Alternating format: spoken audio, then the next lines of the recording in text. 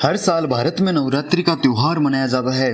क्या आप जानते हैं कि नवरात्रि का त्योहार क्यों मनाया जाता है? आज के इस वीडियो में हम जानेंगे कि नवरात्रि का त्योहार मनाने के पीछे प्राचीन कथा प्रचलित है। हिंदू पौराणिक कथाओं के अनुसार नवरात्रि बुराई पर अच्छाई की जीत का प्रतीक है। यह कथा देवी दुर्गा और महिषासुर नामक राक्षस के बीच हुए युद्ध के इर्द गिर्द घूमती है। ऐसा माना जाता है कि महिषासुर ने अपनी भक्ति से अपार शक्ति प्राप्त कर ली थी, जिससे वह लगभग अजय हो गया था। संसार को उसके अत्याचारों से बचाने के लिए देवताओं ने अपनी शक्तियों को मिलाकर देवी दुर्गा की रचना की, जो दिव्य स्त्री ऊर्जा का अवतार है। 9 रातों और 10 दिनों तक देवी दुर्गा ने महिषासुर के विरुद्ध अथक युद्ध लड़ा। अंततः 10वें दिन, जिसे दशहरा के नाम से जाना जाता है, उसका वध कर दिया।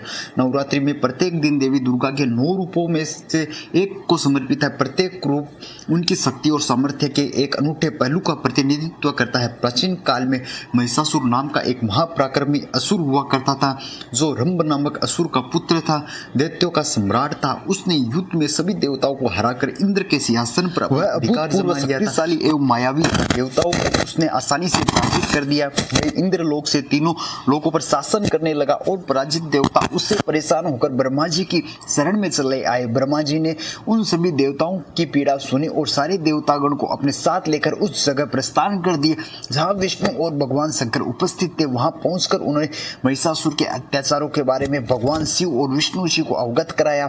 ब्रह्मा जी की से सारी बातें सुनकर भगवान विष्णु और शंकर जी महिषासुर समेत सभी दैत्यों पर अत्यंत क्रोधित हो उठे। क्रोध में भगवान विष्णु के मुख से महान तेज उत्पन्न होने लगा। इसी प्रकार से भगवान शंकर, ब्रह्मा जी, देवराज इंद्र आदि देवों के शरीर से भी भयंकर तेज प्रकट होने लगा।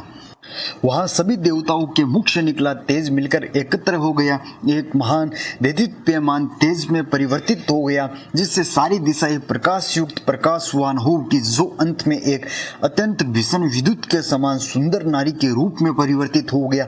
वह नारी साक्षात महिषासुर मर्दिनी मां दुर्गा थी, जिनके प्रकट होने पर देवताओं ने प्रसन्न होकर उनकी स्तुति कर उन्हें आभूषण तथा अस्त्र शस्त्र प्रदान किया। महिषासुर मर्दिनी मां दुर्गा ने आश्चर्यजनक और भीषण गर्जना कर संपूर्ण अंतरिक्ष को प्रतिध्वनित कर दिया, जिसकी वजह से तीनों लोकों में हलचल मच गई। पृथ्वी काम फूटी और विभिन्न लोकों के समुद्र अपनी सारी हदें पार कर उछलने लगे। सभी देवतागण देवी की जय जयकार का नारा लगाते हुए गदगद वाणी से उनकी स्तुति करने लगे। जिसके अद्भुत शब्द को सुनकर दैत्यों ने अपने अपने हथियार उठा लिए। उन्हें समझ आ गया कि एक भीषण युद्ध दस्तक दे रहा है।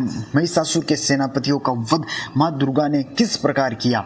महिषासुर सभी दैत्यों के साथ लेकर उस शब्द को लक्ष्य करके उसकी तरफ दौड़ पड़ा। जहां पहुंचकर दैत्यों ने देवी दुर्गा का एक ऐसा रूप देखा जिसमें देवी के चरणों के बाहर से पृथ्वी दब रही थी। उनके प्रकाश से तीनों लोग प्रकाशित हो रहे थे। महिषासुर का सेनापति चिक्षुर उन महान देवी दुर्गा पर टूट पड़ा। देखते ही देखते दैत्यों ने युद्ध छेड़ दिया। चतुरंगिनी ने अपनी सेना लेकर दुर्गा पर हमला कर दिया। उदग्र, महाहनु, बाष्कल और अश्लीलोमा ये सभी रथी सैनिकों के अग्रणी थे, जिनमें अश्लीलोमा का हमला रोम तलवार के सम्मान दिखाता।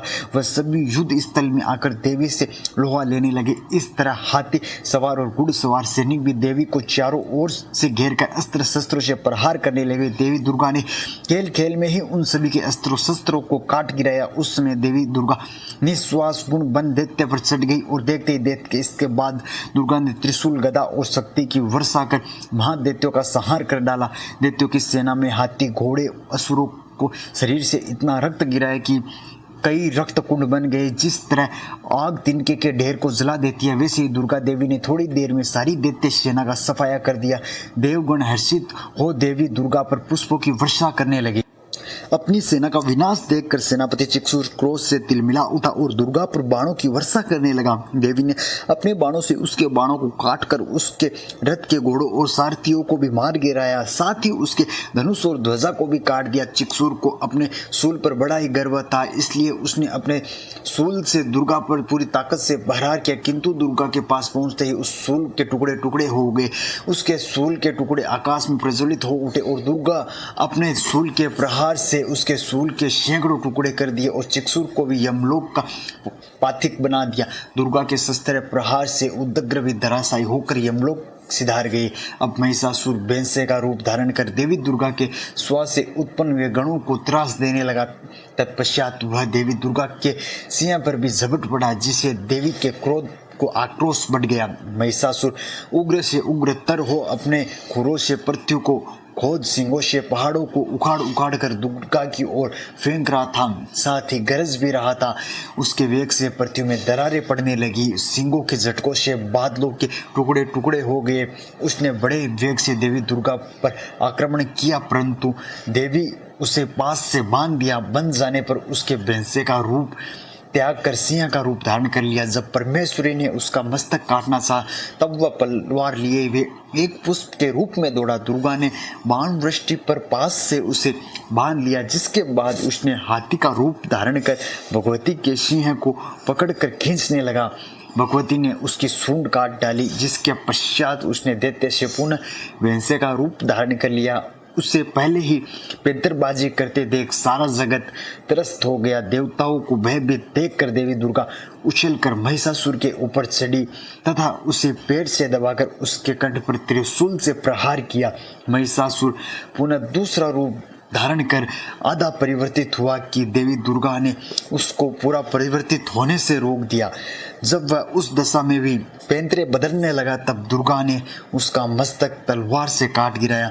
महिषासुर की बची हुई सेना सिर पर पैर रखकर भाग खड़ी हुई।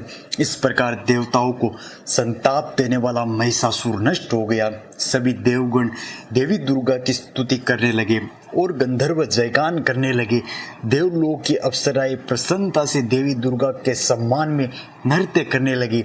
सबने चंदन, अक्षत, दिव्य पुष्प और धूप आदि से प्रेम पूर्वक दुर्गा देवी की पूजा की और पश्चात देवताओं को वरदान देकर जगदम्बा अंतर्ध्यान हो गई। आपको ऐसी ही कहानियाँ सुनने के लिए हमारे YouTube चैनल से जुड़े रहिए। लाइक, शेयर एंड सब्सक्राइब कीजिए।